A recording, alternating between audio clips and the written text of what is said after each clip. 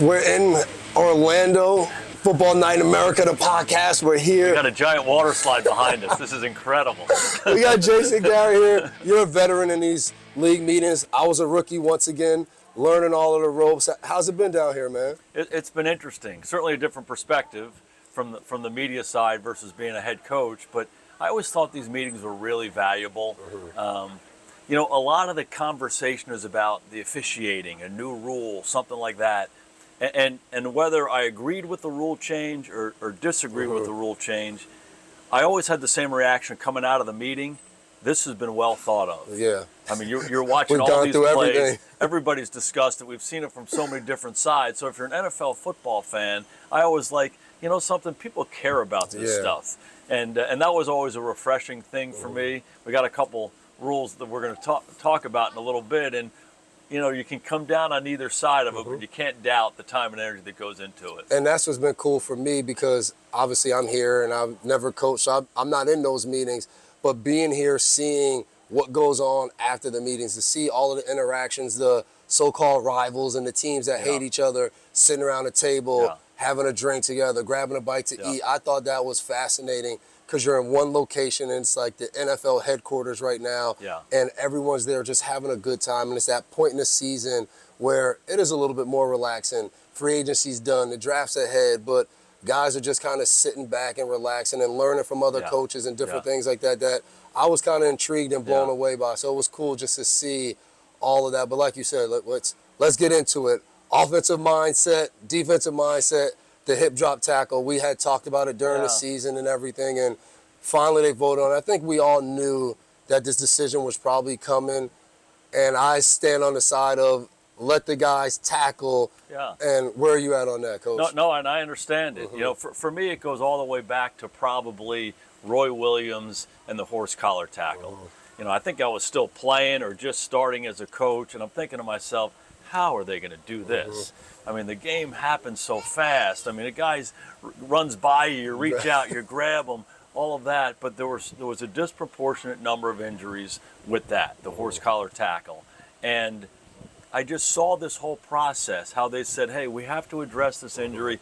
This is when it's happening. These are the plays. I still had doubts. I'm like, are you kidding me? How are we going to officiate this? How are we going to get these guys to play? And sure enough, is that play out of the game? No, but everybody recognizes the horse collar tackle.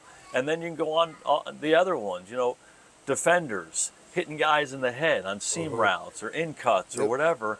And again, I'm the same thing. The play happens like this. But in the last, whatever it is, 10, 12, 15 years, that play is getting out of football. And everybody who watches it says, hey, is that helmet to helmet? And is it still hard on the defender? Absolutely it is. The game happens fast, the receiver's like this, and then he's down like this, and you hit him in the head. You know that way better than I will ever know. But I do think it's good for the game over the long haul. The same thing with the sack, the body weight. I'm like, how are you going to do this? So the only reason I'm optimistic about it is I've seen these other things happen where I was so... I couldn't believe we're actually going to try to do this. And they've kind of pulled it off.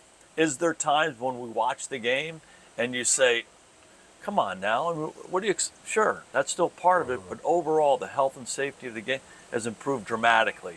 And I think this is another one of those. Andrews gets hurt, Tony Pollard gets hurt, Florida State quarterback gets hurt. These are high profile plays. So for them to try to do it doesn't surprise me, and I'm hoping we get the same kind of result. Yeah, and I agree with that standpoint of you change a rule, the players will adapt and adjust and get it done. Because the players, are fabulous. Incredible athletes, and they can kind of figure it out, but it's not going to be easy. And that, I guess my whole thing is, you said it, it's another rule change that makes it harder on the defender. No doubt. And that's what I hate when I watch the game and you see the things change, and it's always like we're going to make it a little bit harder on a defender because we got to ultimately score more points, make it more entertaining. And I think it becomes easier to argue that point this year. More than any time. Because scoring's down a little bit, right? So it's player safety, and let's get the scoring back up. You know, again, favor the offense, not the defense. And I'm just so interested to see how, like you just said, how do they see, because like the horse collar was one of these things where I'm going to reach out and I'm going to pull Whereas we were talking about before we got on, they said it was like, call it 100 and something cases where like this tackle happens and 16 times a guy was hurt. And so now I'm like, the times that we see it and it sticks out to us is when the guy gets rolled up and he gets hurt. I'm wondering when this play happens and the guy doesn't, grab his ankle, he's not down for an extra second. Do we see that get called? Is that going to be counted as a hip drop tackle? Or is a ref and officials going to have to kind of pause for a second? Oh, he stayed down. Let me hurry up and throw the flag. And I think that is, when I was a player, one thing that I hated the most, when it felt like the result of the play would determine if it's a flag or if it's not a flag. And I'm interested to see how they officiate that and how is it called week by week. Is one crew going to call it more and then have a better eye for it? Is this crew? So I just hate when that happens, because then we don't get consistency out of the way to play, and then it makes it really hard how to defend things. And then the other practical thing for the players is, okay, we haven't thrown a flag on it, but you get that letter in your locker, right? We're going to fine you. This is a finable offense. Well, it wasn't even a penalty. That whole inconsistency that happens. But overall, pull back, macro view of it, it's player safety. And some marquee players have gotten hurt. I can see why they're trying it. Yeah, and no matter what, whenever that line is thrown out there, player safety, I'm always reminded that rule's changing if it's player safety. Absolutely. Absolutely. And I know we talked about it a little bit in the beginning. Can you just talk about like when you went into the owners' meetings of what it was like the first time you go in there and you see all the teams, you see the owner, the general manager, like you see all these people in one meeting room. Was it overwhelming? Like, what was that? What did that feel like going there for the first time? It's ground zero, right? All the big people in football, ownership, head coaches, everybody, like, wow. You're sitting in this room with these guys, and they're making the big decisions. Roger Goodell starts the meeting. It's like, this is the inner circle. One of the things that an initial impression that always had an impact on me was 32 teams competing against each other, but the ownership, they're like a team. They're trying to do what's best for the National Football League. And what you find out is there's a faction over here that has a certain opinion about how we're doing business, and there's a faction over here that has a certain opinion. And you find out the leadership among owners. Who has more of a voice? Who never says anything? When this guy speaks, everybody listens. When this guy speaks, people are just kind of rolling their eye, And it's like these dynamics are interesting, but as competitive as everybody is, they know that the number one entity is the NFL. And we're trying to make the NFL better. We're trying to make more money for people. We're trying to make the game better. We're trying to sustain the game. And that was a fun part of it, to hear those conversations. Now, within that, sometimes the competitiveness shows up. And that's always interesting, too. You're kind of like, hey, do you hear what he said? There's a little bit of that going on, too. But that was a fun part of it. And then the deep dive into the rules, the deep dive into the specific stuff. Competition committee does an amazing job. It's an impressive operation. Yeah, just to see that. And I got to ask, how did you pick your polo when the photo day came? What was the go-to? Did you have to, first day of school type of thing, got my whole outfit laid out, this is the photo of the year? What was your take on the photo? Well, I can remember it being important. You had to make sure that you had the right jacket on. Couple push-ups? All that. Did you do some push-ups? You didn't do any push-ups? I don't know about push-ups. I think a lot of that is relative to who you sit next to, right? You got, make sure you sit next to the right guy. That's interesting. And I think even like last night, talking to Gerard Mayo, and we're talking about different things, and I go to him and go, what's next? And he's, I'm going to LSU, we're going to the pro day, and obviously LSU has Jaden Daniels, and it's a talk of whatever you want to name these top 3 quarterbacks, where they're going to go. Did you enjoy going to pro days? What went into leaving something like this where it's like the rules is everything, and now you're going and you might be drafting the future, and sometimes the guy that's going to be responsible if you keep your job, going to these pro days and getting to know these guys that are going to get drafted? Yeah, we always felt like if we're picking high, you better get there. You can target a player a little bit, so we better go see the guys that we're thinking about. If you're picking later, sometimes it's harder, so is the time better spent watching tape and evaluating that way. But I used to love going to pro days. I used to love going to the individual workouts that we had with them. We did individual workouts with quarterbacks when we were picking high. We did group workouts. I remember going up to Ohio State when Zeke Elliott was coming out, and they had I think 4 guys getting drafted in the first round. It was Bosa, it was Zeke, it was a number of other guys, and it was really fun. We took a group of guys up there, coaches, scouts, and each of us kind of broke off and conducted the workout, had a meeting, talked to the coaches, and spent the whole day with them. And it's invaluable. Something we used to talk about with our coaches all the time is you work so hard in the off season, evaluating last year, getting your books and stuff set up for this year. Page 62 of the playbook is a hell of a lot better if you get the right guy running. You know, so the time spent on personnel, the time spent getting with them, getting to know them, beyond the tape, beyond the workout, what makes them tick? Who's the guy that's going to be in our building every day? And I'll say this to you, and I have so much admiration for you. As great as you were as a player coming out, physically talented, all of that, what's made you Devin McCourty is what's here and here, who you are as a person. And getting to know who that guy is such a big part of this thing. Such a big part of the event. Does he love ball? Is he tough? Is he willing to work at it? All those things you got to find out. Those are the guys you want on your team. Right? So we can evaluate the size, the arm length, the speed, how he throws it, how fast he runs, all that stuff. We got that. That's the simple stuff to a certain extent. And so the big thing that I always thought about was their intangible qualities that make the difference. But there's evidence of intangibles. Right, the guy loves football, but he doesn't run to the ball. He doesn't love football. Right, that's where I see it. I can ask you. You tell me whatever you want. He loves it. Right, but he's late for the weight room. He misses workouts. Well, he doesn't love it. He likes the idea of it. You know, so in this process, beyond the physical stuff that obviously is important to play at an elite level in the NFL, finding that other stuff. What makes the guy tick? Does he love it? Do you want him on your team? That's the stuff you're finding out. And that's what I've always loved is. Even the idea of pro day, like I remember going to the combine and it was okay, I'm meeting some of the top players. We kind of know each other a little bit, we talk.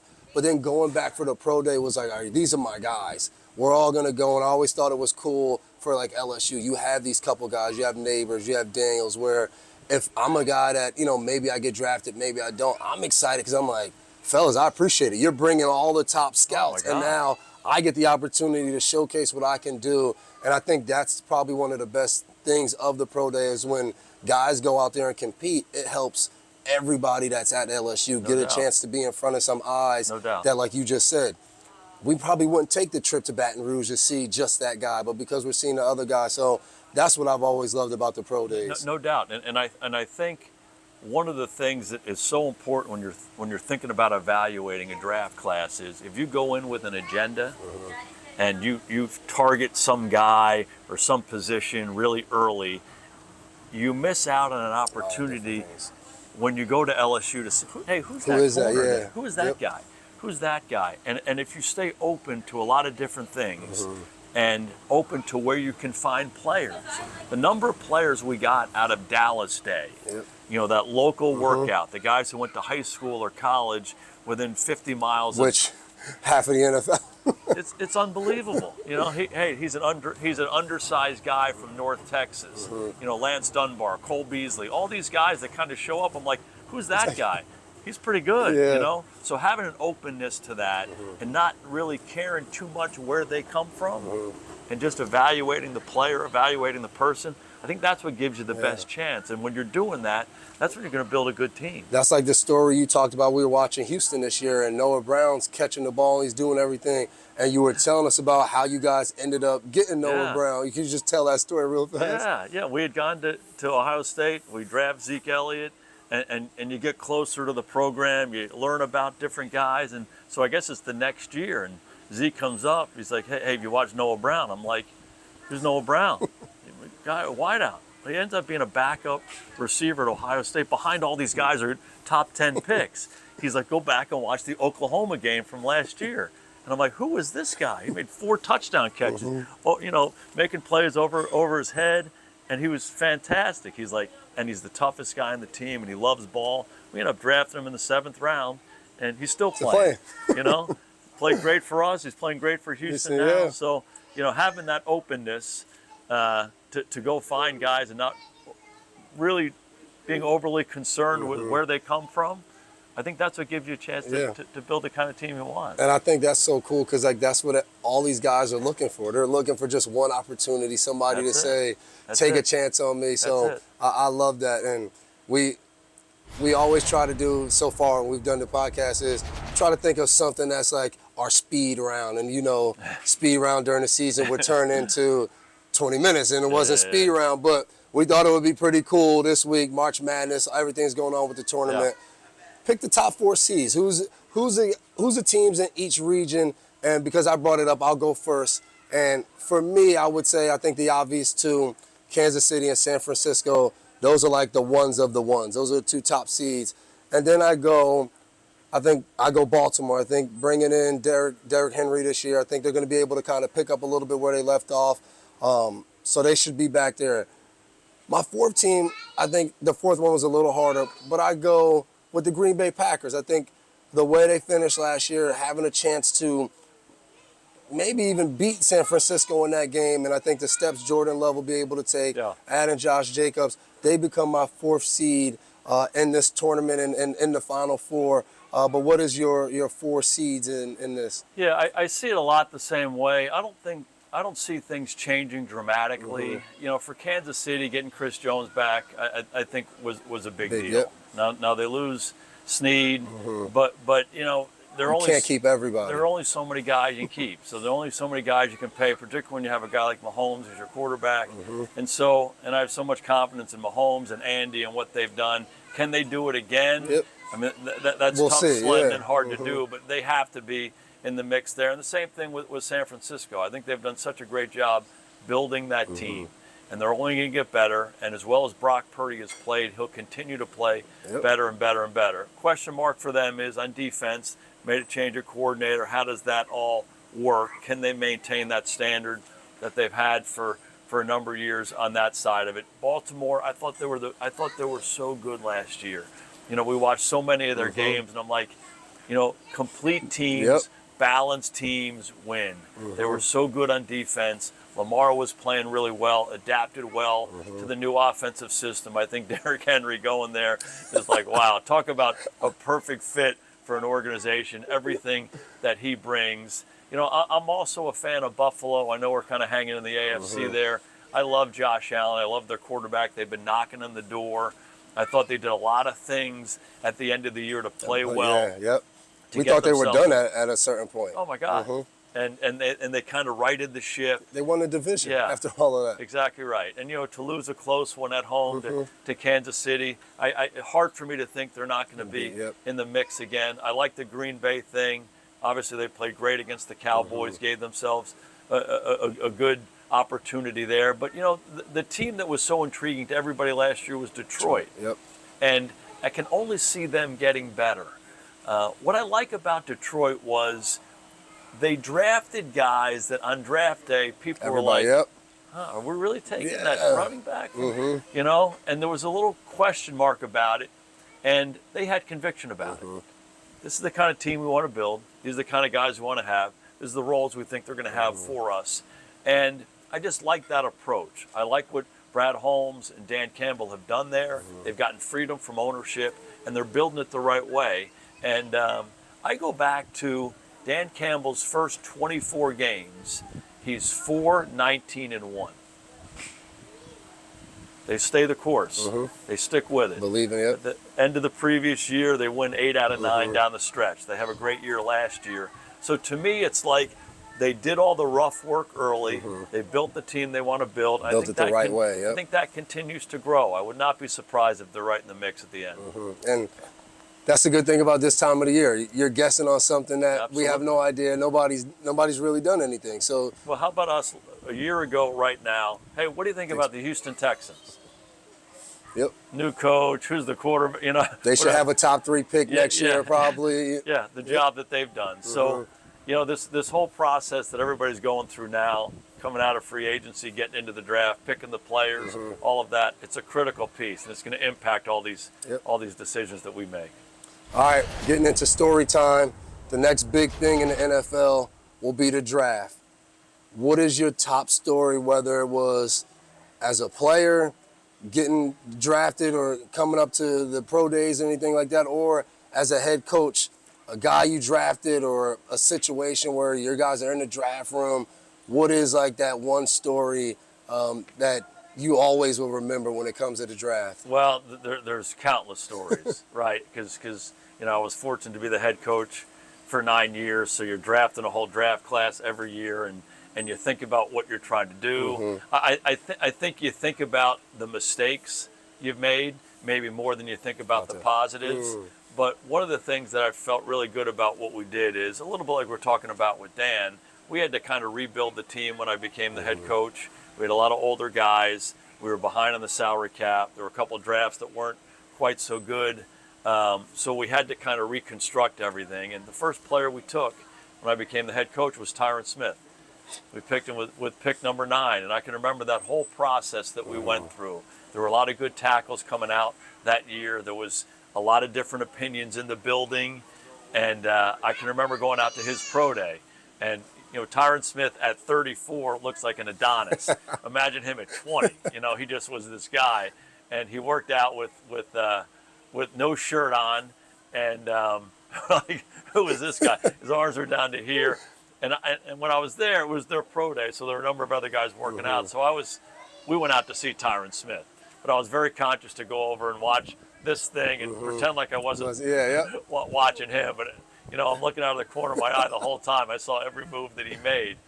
And I can remember talking to different people. John Robinson, the old USC coach, was there and having a really good visit. And anybody I was connected with that day was pointing me towards this guy's going to be an incredible player for you. And at the end of it, we watched the tape. We looked at the guys. We said, this is our guy.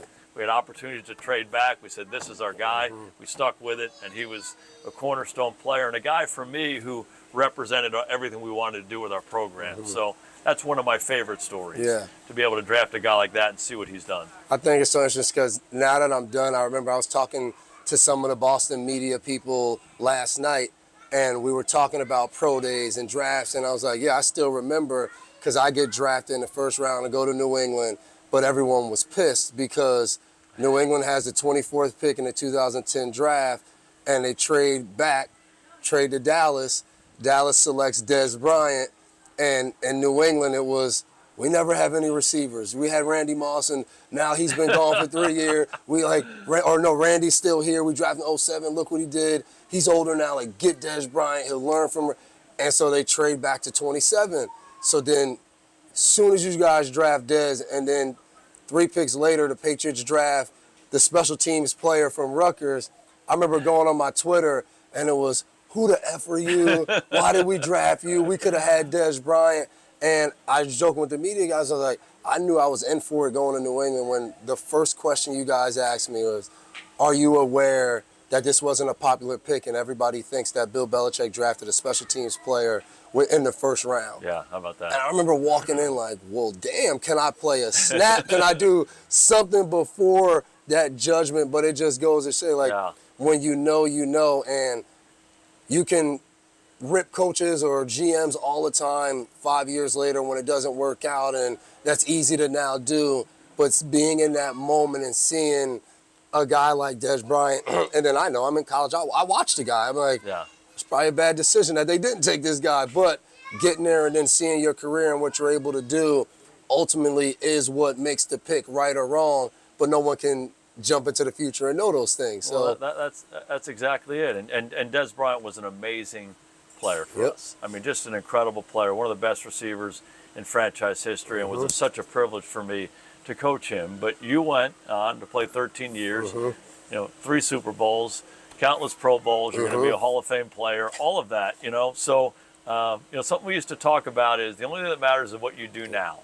Doesn't matter what anybody else says. Doesn't matter what you did or didn't do yesterday. It's what you do now. And you were able to do that for 13 years. And, we live in a world right now where everything's immediate. Everybody's got an opinion.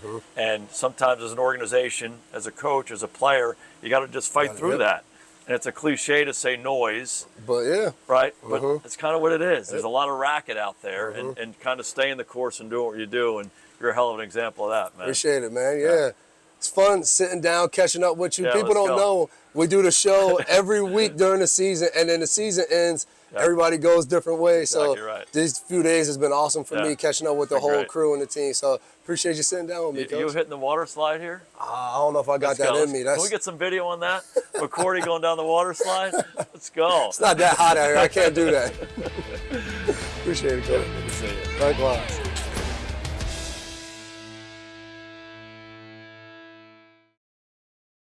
Hi, I'm Mike Tirico, and thanks for watching. Make sure to hit subscribe for the latest news and highlights from NBC Sports.